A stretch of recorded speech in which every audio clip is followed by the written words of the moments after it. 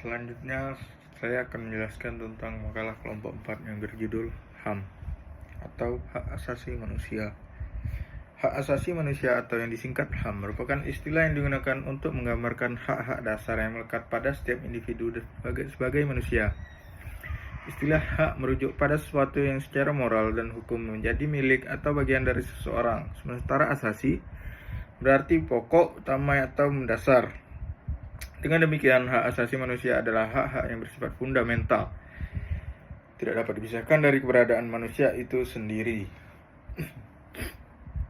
Secara umum, HAM dipahami sebagai perangkat hak yang secara kodrati dimiliki oleh manusia sejak lahir, bahkan sebelum negara, hukum, atau sistem sosial terbentuk.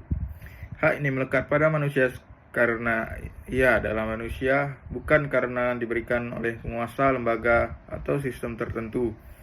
Oleh karena itu, hak ini bersifat universal, tidak dapat dialihkan dan tidak dapat dicabut oleh siapapun, baik dalam keadaan damai maupun darurat.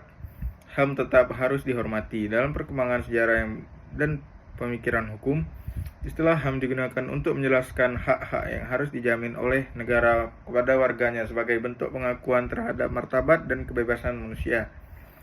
Istilah ini semakin kuat setelah lahirnya Deklarasi Universal Hak Asasi Manusia yang disahkan oleh Perserikatan Bangsa-Bangsa pada tahun 1948, yang menegaskan bahwa setiap manusia dilahirkan merdeka dan memiliki hak dan martabat yang sama.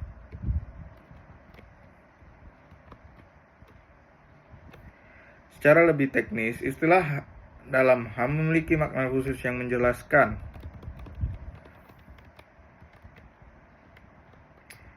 prinsip-prinsip yang harus dijunjung tinggi. Misalnya, istilah universal menandakan bahwa HAM berlaku untuk semua orang tanpa terkecuali. Istilah inalienable atau tidak dapat dicabut menunjukkan bahwa hak ini tetap melekat pada diri seseorang meskipun ia sedang berada dalam tahanan atau situasi konflik.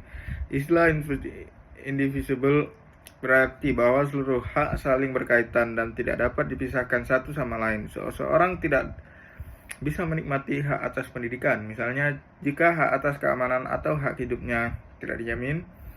Penggunaan istilah HAM tidak hanya berlaku dalam wawancara hukum internasional, tetapi juga dalam peraturan perundang-undangan nasional, seperti yang tercantum dalam UUD 1945 pasal 28A sampai 28J, Undang-Undang Nomor 39 Tahun 1999 tentang HAM, serta Undang-Undang Nomor 26 Tahun 2000 tentang pengadilan HAM. Dalam konteks ini, istilah HAM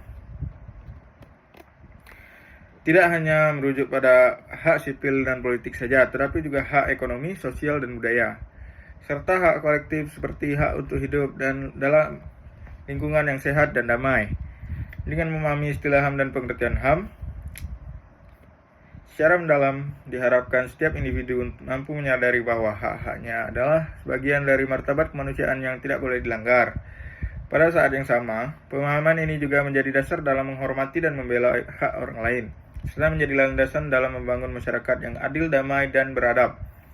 Pemahaman terhadap istilah dan pengertian HAM tidak dapat dipisahkan dari konteks sosial, budaya, politik, dan sejarah di mana hak-hak tersebut diperjuangkan dalam banyak negara, termasuk negara Indonesia. Perjuangan terhadap HAM lahir dari pengalaman panjang menghadapi ketidakadilan, penindasan, penjajahan dalam bentuk-bentuk kekerasan struktural lainnya.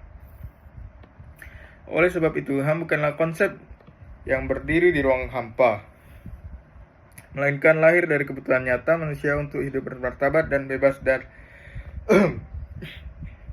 dari ketakutan. Salah satu istilah penting dalam pembahasan HAM adalah pelanggaran HAM yang merujuk pada tindakan atau kelalaian dari pihak negara maupun individu yang mengabaikan atau melanggar hak-hak dasar seseorang. Pelanggaran ini bisa berupa penyiksaan, diskriminasi, penahanan wewenang, hingga penghilangan paksa. Dalam konteks hukum nasional, terdapat pula istilah pelanggaran HAM berat seperti genosida, kejahatan terhadap kemanusiaan, dan kejahatan perang, yang biasanya melibatkan tanggung jawab negara atau aktor-aktor bersenjata. Terima kasih.